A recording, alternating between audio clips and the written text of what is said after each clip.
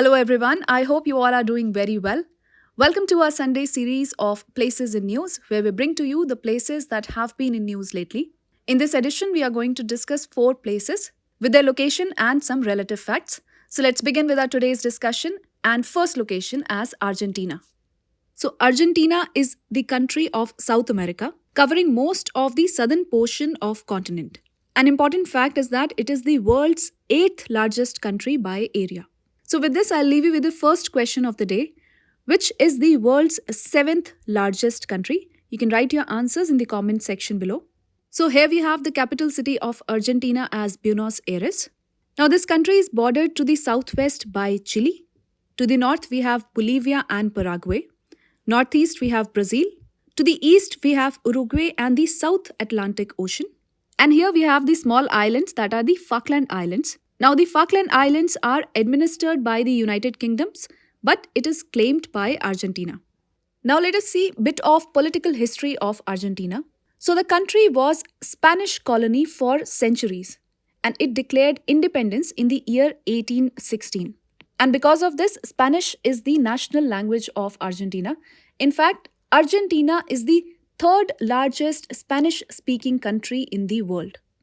So there was 8 years long declaration and fight for independence from 1810 to 1818. That was followed by an extended civil war that lasted until 1861.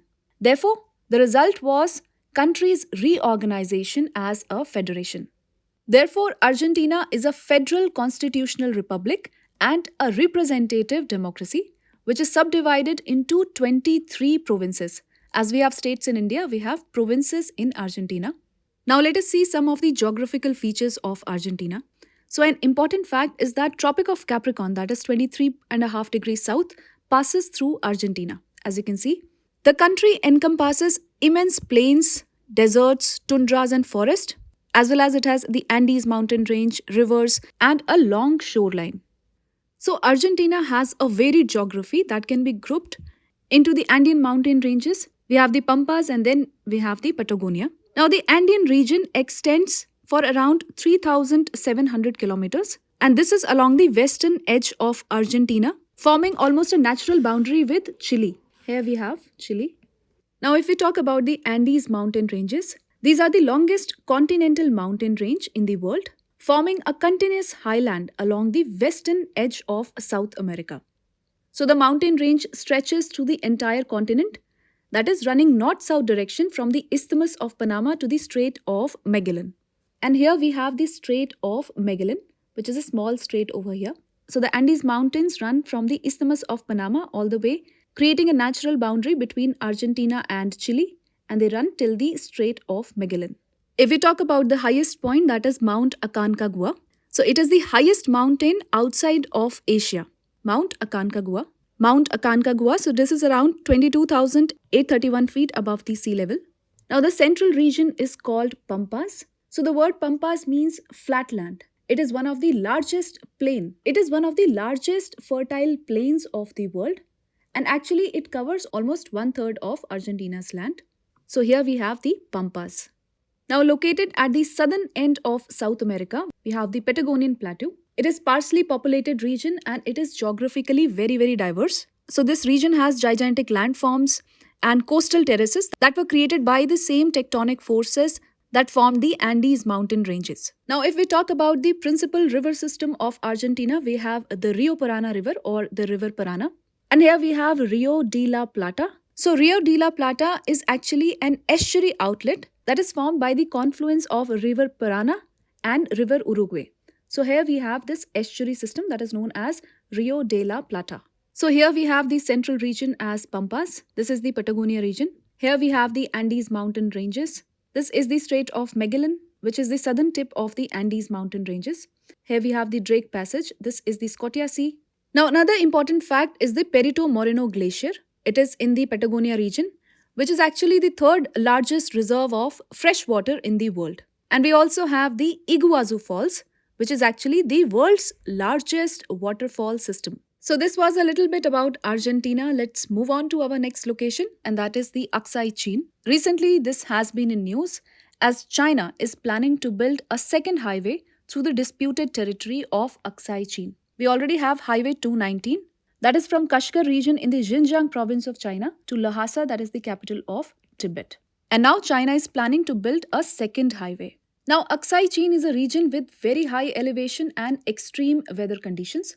India claims it is to be part of eastern Ladakh, but China says it is part of the Xinjiang province of China. So there is a line that separates Indian administered areas of Ladakh from the Aksai Chin, and that is known as the Line of Actual Control or the LAC, and it is concurrent with the Chinese Aksai Chin claim. Now we shall look a brief timeline of the issue. So as we can see, it is the line of actual control. This one is the line of actual control, and around 38,000 kilometers square area is illegally occupied as Aksai Chin by China. So let us look into brief timeline of the issue. For the very first time in the year 1865, with the demarcation of the Johnson Line that was given by William Johnson, Aksai Chin was included in India. But around 1951, China started building a road in this region with 179 kilometers passing through Aksai Chin, which was completed in the year 1957. So we can say that Chinese showed their first presence in Aksai Chin in the year 1951, and their policy with respect to this area changed from 1952. So the subsequent events like giving refuge to Dalai Lama triggered a war resulting in the 1962 China-India War, or as we call it, the Sino-India War of 1962. Later on, there was an agreement in the year 1993 that was to maintain peace and tranquility in the region and to strictly observe the line of actual control, that is the LAC. With this, I'll leave you with the second question of the day, that is which region demarcates the McMahon line? You can write your answers in the comment section below. Now moving on, Aksai Chin is located at a height of 5,000 meters, that is around 16,000 feet. So therefore, we can say that there is no human importance or no human presence in this region. It was used as an ancient trade route and provided a temporary pass during the summer for caravans of yaks, that is between the Xinjiang province of China and Tibet. Also, it is a vast high-altitude desert. Some of the major lakes of this region include the Shoshang Lake, the Aksai Chin Lake, and the Hongshan Lake.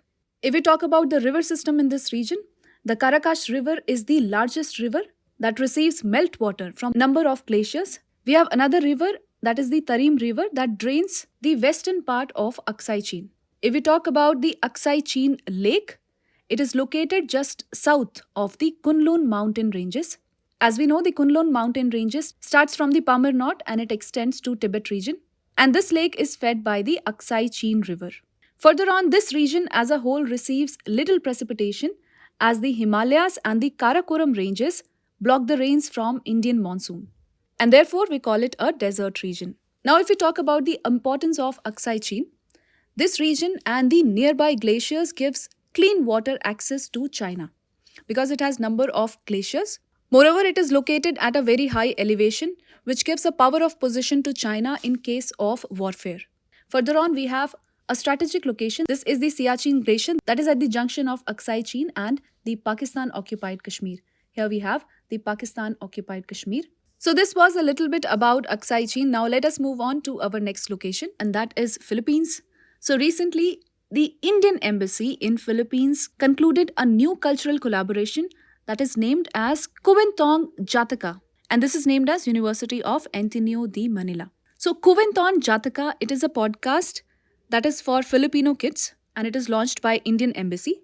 From the name, you can comprehend Jataka Tales.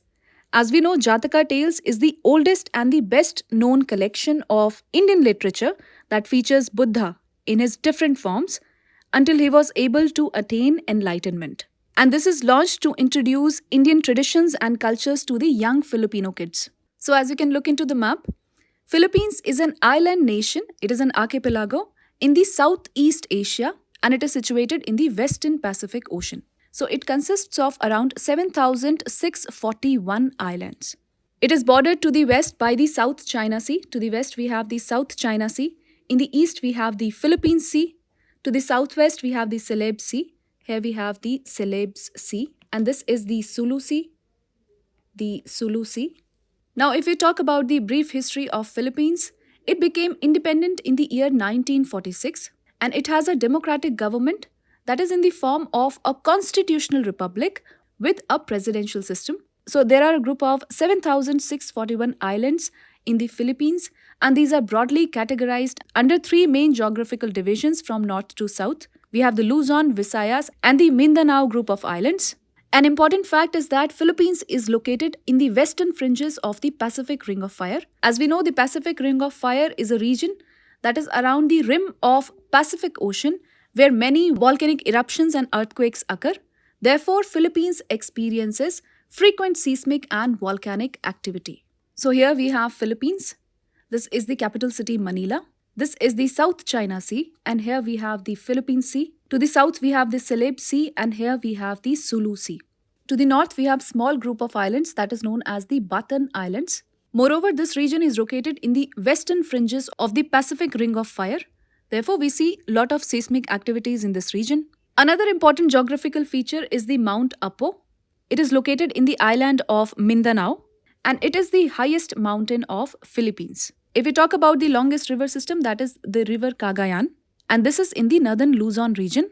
Another important river is the Puerto Princesa Subterranean River, and that is UNESCO World Heritage Site. So it is around 8.2 kilometers long, that is underground, and it is through a karst landscape.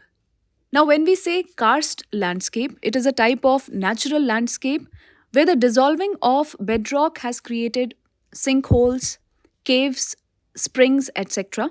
And this landform, that is the karst landscape, is associated with soluble rock types such as limestone, marble, and gypsum. So Puerto Princesa Subterranean River follows a karst landscape before reaching the ocean. Another important feature is the Philippine Trench, which is a submarine trench to the east of Philippines. So this was a little bit about Philippines. Now let us move on to our next location, that is Belarus. So recently, the United Nations Aviation Agency accused senior Belarus officials for forced grounding of a flight between Greece and Lithuania. And the reason cited was a bomb threat. Therefore, Belarus is accused of contravening the aviation rules. Let us look into the map. Where is Belarus located? So as you can see in the map, it is a landlocked country in the Eastern Europe. Its capital city is Minsk. To the east and northeast, we have Russia. To the south, you have Ukraine. To the west, you see there is Poland.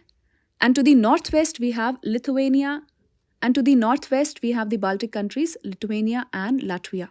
Here we have the Baltic Sea, and this is the Black Sea. Now, if we talk about the brief history of this region, so after the dissolution of Soviet Union, Belarus was declared independent in the year 1991. Now, in this region, the impact of nuclear Chernobyl disaster was also seen. So, about 70% of the radiation from the neighboring Ukraine's 1986 Chernobyl nuclear disaster entered the territory of Belarus.